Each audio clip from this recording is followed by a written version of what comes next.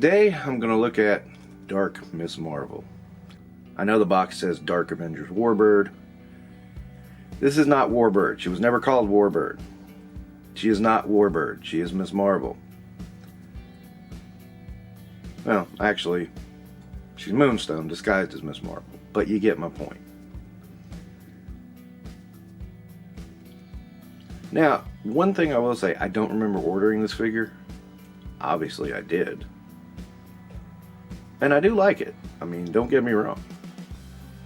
A lot of people I've heard say they're going to take it and try to do custom heads and make her into the original Miss Marvel. That's fine if that's what you want to do.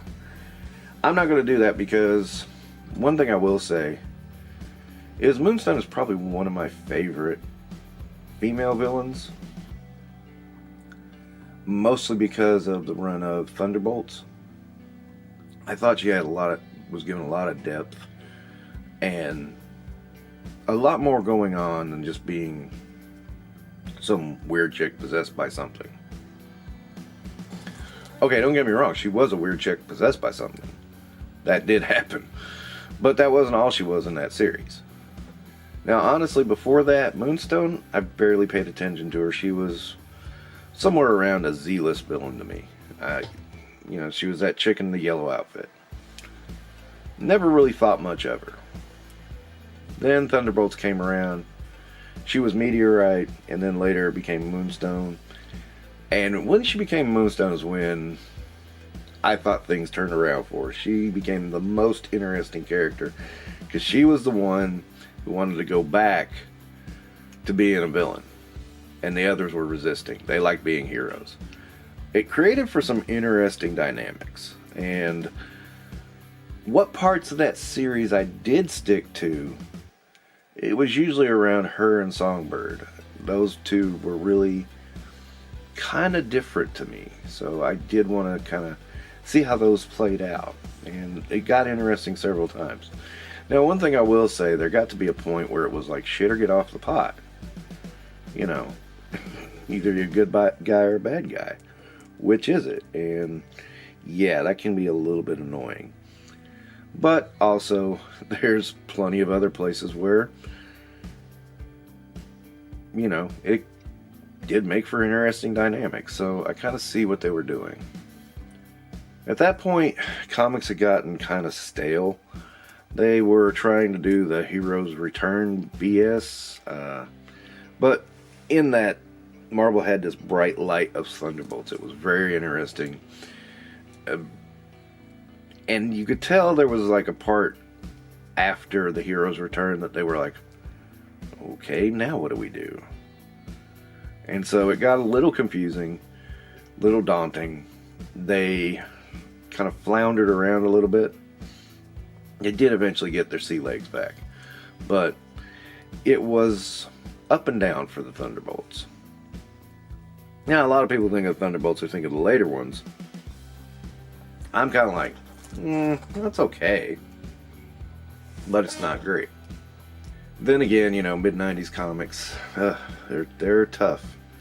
I know a lot of people like to look back with rose-colored glasses, but you really read some of those stories, it's a mixed bag. It doesn't translate as well as the rose-colored glasses do. Now, of course, like all women, Dark Miss Marvel does come with a limited amount of accessories. She comes with those weird swirly effects, the fists, and a swappable head. The swappable heads are really not that much because it's just Miss Marvel. The one detail I will say I kind of like about this figure is it looks like they tried to give her some muscle in her legs, which is kind of cool. I mean, they usually don't go for muscle definition in female figures, so that's a good change, especially since, you know, she's basically showing all her legs. But, you know, when you get a figure and you forget you order it and you swore you weren't going to pass on it, why keep it? Well, again, Moonstone is probably my favorite female villain in Marvel at that point anyway. So for that alone, I mean, she wins points. I'm not real wild about the Dark Avengers. I've read the story. It's got some really good parts. It's got some really not so good parts. And, you know, once again, the interesting dynamics do come from Moonstone. So that's one incentive to keep her, is because she was one of the more interesting characters in that, I thought.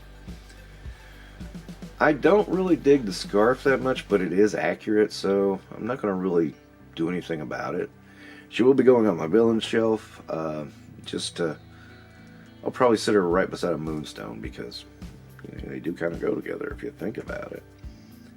But yeah, I'm kind of glad I actually did order this figure, because I think she looks a lot better than I thought she was gonna look. I would have liked some better effects, but that is what it is. They did the same thing with Miss Marvel. I wasn't too happy with that either, but what are you gonna do? I do have to admit, I was really surprised to learn that Moonstone was subbing. And I thought the hair was off, because I could have swore it was a darker tone to it and a little bit of red, maybe a little bit of brown. But then I got to looking around, and no, that's not what her hair was. It was blonde in that, so false memory, who knows.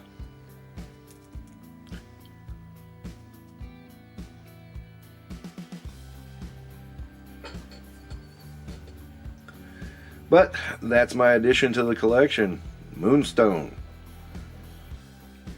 Thanks for watching. Don't forget to do all that YouTube stuff. And you guys take care, okay?